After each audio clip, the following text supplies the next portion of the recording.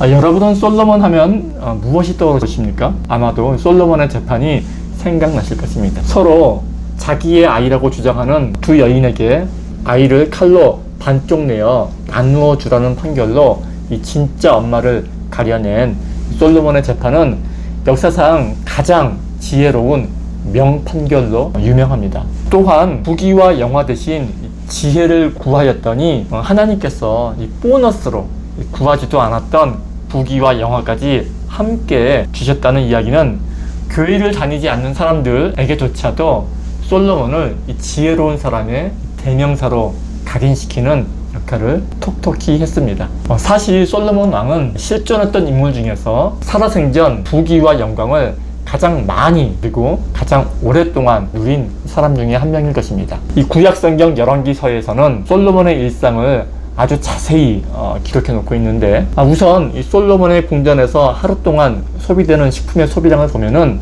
하루에 고운 밀가루 30석, 굵은 밀가루 60석, 살진 소가 30마리요, 양이 100마리, 그 외에 진귀한 사슴고기니 노루고기니 살진 새들 대충 이 정도인데, 오늘날 하루에 이만큼의 식재료를 소비하는 집단이 조직이 무엇이 있을까 한번 생각해 보면은 글쎄요, 저 윗동네 장원인의 궁궐에서 이 정도 쓸지는 모르겠습니다. 뿐만 아니라 성경은 솔로몬이 후비 700명과 첩 300명, 도합 1000명의 와이프를 두고 있었다고 기록을 하고 있으니 이 솔로몬처럼 살아생전 지혜로움과 부귀와 명성을 모두 함께 누려본 사람이 인류 역사상 몇 사람이나 될지 모르겠습니다.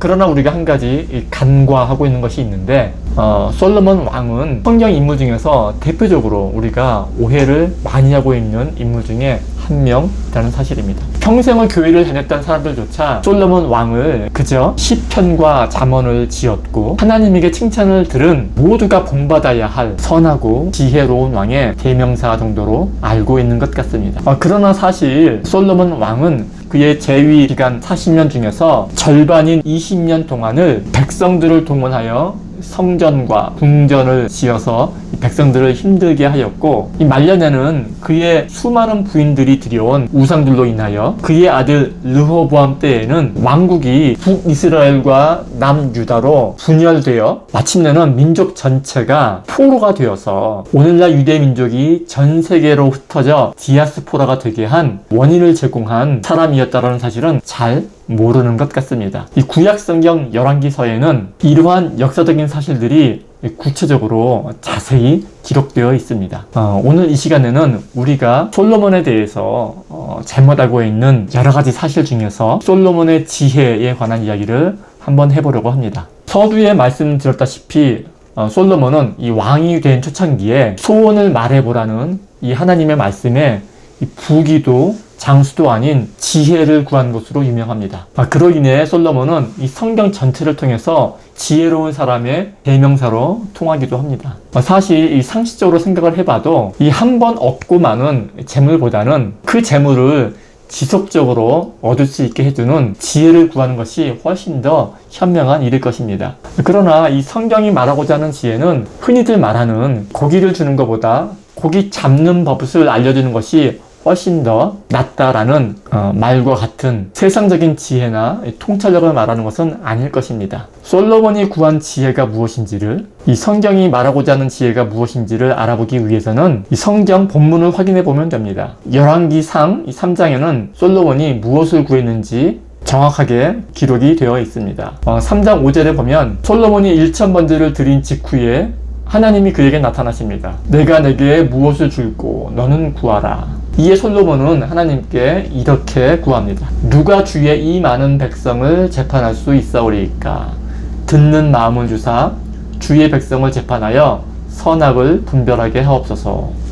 이 성경 본문을 통해 알 수 있듯이 사실 솔로몬은 우리가 생각하는 것처럼 하나님께 부귀 영화 대신 지혜를 달라고 구한 적이 없습니다. 다만 이 백성을 잘 재판할 수 있도록 듣는 마음을 주사 선악을 분별하게 해달라고 했을 뿐입니다. 그러나 이 솔로몬의 이러한 대답이 마음에 들은 하나님이 지혜뿐만이 아니라 그가 구하지도 않은 부귀와 영광도 함께 주시겠다고 말씀하신 것입니다. 하나님께서 솔로몬에게 응답하신 부분의 구체적인 내용은 이렇습니다. 그 11절에 자기를 위하여 장수하기를 구하지 아니하며 부도 구하지 아니하며 자기 원수의 생명을 멸하기도 구하지 아니하고 오직 송사를 듣고 분별하는 지혜를 구하였으니.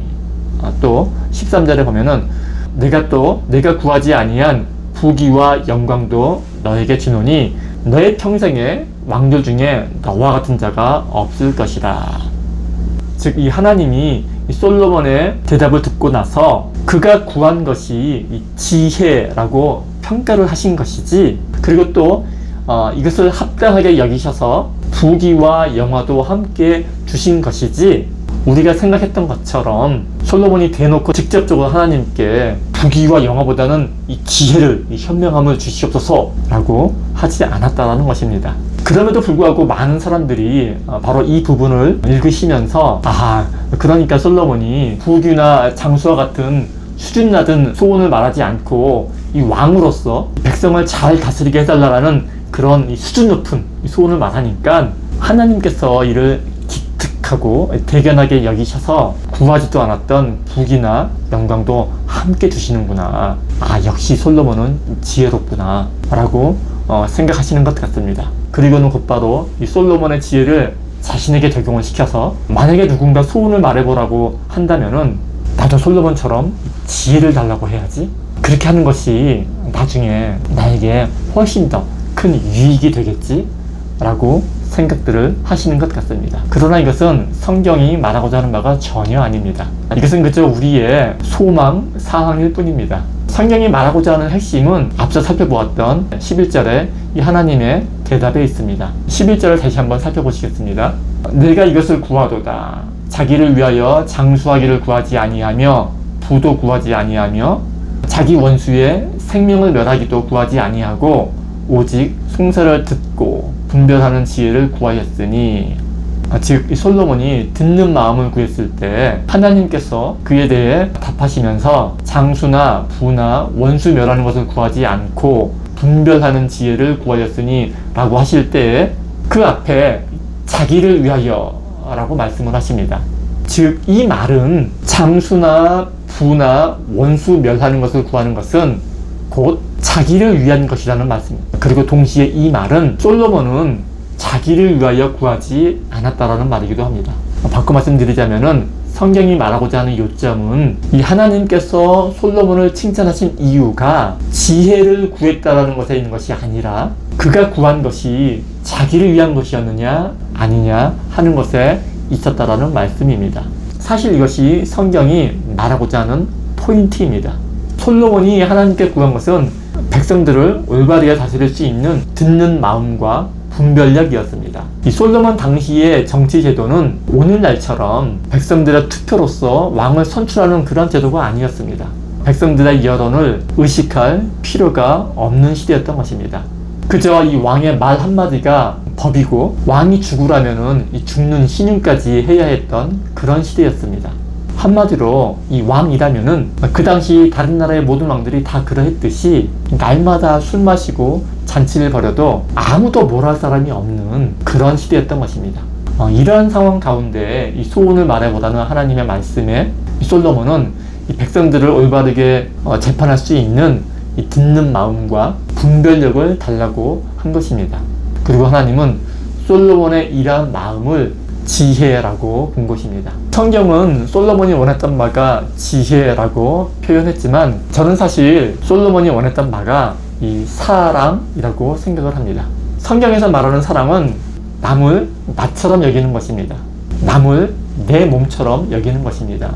자기를 위한 것이냐 남을 위한 것이냐를 따지지 아니하는 마음, 즉 이 나와 남을 하나의 유기체, 생사 공동체로 보는 마음이 바로 성경이 말하고자 하는 사랑인 것입니다.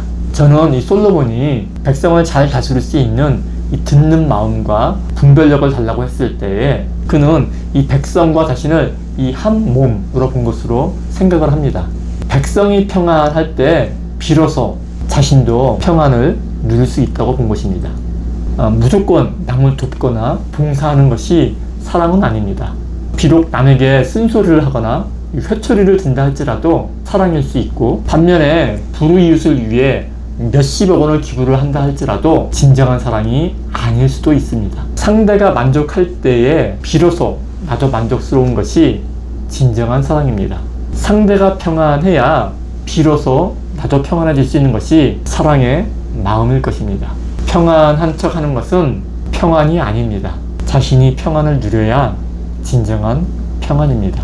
참다운 평안은 남들이 평가해 줄 수 없는 것이기 때문입니다. 솔로몬은 모든 것을 할 수 있는 왕으로서 평안한 척 할 필요가 없었습니다. 그러므로 그가 원한 듣는 마음은 그가 진정 원했던 것이라고 볼 수 있는 것입니다. 하나님은 이 솔로몬의 마음속에 있는 백성들을 향한 참 사랑을 확인하신 것입니다. 사랑이 넘치는 사람은 부귀와 영화도 함께 누릴 자격이 있는 사람입니다. 왜냐하면 자신이 부귀와 영화를 누릴 때에 그가 속한 공동체의 다른 사람들 또한 그 부귀 영화에 함께 동참할 수 있기 때문이고, 이것은 곧 하나님께서 원하시는 바이기도 합니다. 솔로몬은 비록 말년에 여러 우상들을 들여오는 실책을 행하기도 했지만, 솔로몬이 제위했던 시절에 이스라엘 백성들은 역사상 가장 부유하고 강력했던 전성기 시절을 누렸음은 부인할 수 없는 사실입니다. 성경은 이 지혜의 근본은 하나님을 경외하는 것이라고 말합니다. 여기서 하나님을 경외한다는 것은 하나님께서 귀하게 여기는 것을 자신도 귀하게 여긴다라는 뜻일 텐데, 하나님께서 소중하게 여기는 것은 사랑하는 마음입니다. 그리고 그 사랑이란 다름 아닌 서로를 자기 몸처럼, 한 가족처럼 여기는 마음입니다. 한 몸 의식, 생사를 같이 하는 생명 공동체 의식이 바로 사랑입니다. 그 한 몸 안에 모든 것을 품고 서로를 사랑하고 용서하게 될 때에 우리는 하나님을 경외하는 것이고 진정 지혜로운 사람이 되는 것입니다.